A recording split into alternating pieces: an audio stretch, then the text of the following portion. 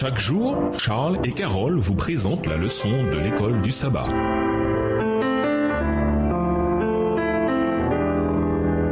Bienvenue dans votre émission. Dieu nous parle. Nous voilà à la leçon de dimanche. Suivez-moi. Lisons Marc 1, les versets 16 à 20. Qui étaient les hommes que Jésus appela comme disciples et quelle fut leur réponse? Marc 1, les versets 16 à 20. Comme il passait le long de la mer de Galilée, il vit Simon et André, frères de Simon, qui jetaient un filet dans la mer, car ils étaient pêcheurs. Jésus leur dit, suivez-moi et je vous ferai pêcheurs d'hommes. Aussitôt, ils laissèrent leur filet et le suivirent. Étant allés un peu plus loin, il vit Jacques, fils de Zébédée, et Jean, son frère, qui eux aussi étaient dans une barque et réparaient les filets. Aussitôt il les appela et laissant leur père Zébédée dans la barque avec les ouvriers, ils le suivirent. Marc 1 ne rapporte pas beaucoup de paroles de Jésus. Cependant, Marc 1, le verset 17, rapporte ces paroles à deux pêcheurs. Simon, que l'on appellera plus tard Pierre, et son frère André. Les deux hommes sont debout sur le rivage de la mer de Galilée et jettent un filet. Il n'est pas fait mention de bateau ni d'aucun autre matériel de pêche, ce qui indique peut-être que les deux hommes ne sont pas très argentés. Dans Marc 1, les versets 19 et 20, Jacques et Jean se trouvent à bord d'un bateau avec leur père et des serviteurs, ce qui indique qu'ils sont plus à l'aise financièrement que Pierre et André. Luc indique que Pierre a bien un bateau et qu'en fait Jacques et Jean sont des associés de Pierre et André, voir Luc 5, les versets 1 à 11. Mais l'évangile de Marc présente peut-être un contraste entre les deux fratries et afin d'illustrer cette différence, Jésus appelle aussi bien ceux qui ont moins de ressources que ceux qui en ont davantage à être ses disciples. L'appel que Jésus lance à ces hommes est simple, direct et prophétique. Il les appelle à le suivre, c'est-à-dire à devenir ses disciples. Il indique que s'ils répondent à son appel, il se chargera de faire d'eux des pêcheurs d'hommes. Réfléchissez pourquoi ces hommes ont-ils tout quitté aussitôt pour suivre Jésus. Voir Marc 1, les versets 16 à 20. L'évangile de Jean complète le tableau. Voir Jean 1, les versets 29 à 42. Il semble que les frères étaient des disciples de Jean-Baptiste et l'avaient entendu proclamer que Jésus était l'agneau de Dieu qui enlève le péché du monde. Jean 1, le verset 29. Ils avaient rencontré Jésus et passé du temps avec lui près du Jourdain. Par conséquent, quand ils acceptent l'appel de Jésus, cela n'a rien d'une plaisanterie ou d'une aventure. Leur décision a été mûrement réfléchie. Mais pourquoi Marc ne donne-t-il pas plus de détails? Sans doute pour mettre en avant la puissance de Jésus. Il appelle des pécheurs bien disposés répondent et leur vie et le monde lui-même changent à jamais. Qu'avez-vous été appelé à abandonner pour suivre Jésus? Réfléchissez à ce qu'implique votre réponse, notamment si vous n'en trouvez aucune. Au revoir. Et à demain si Dieu veut.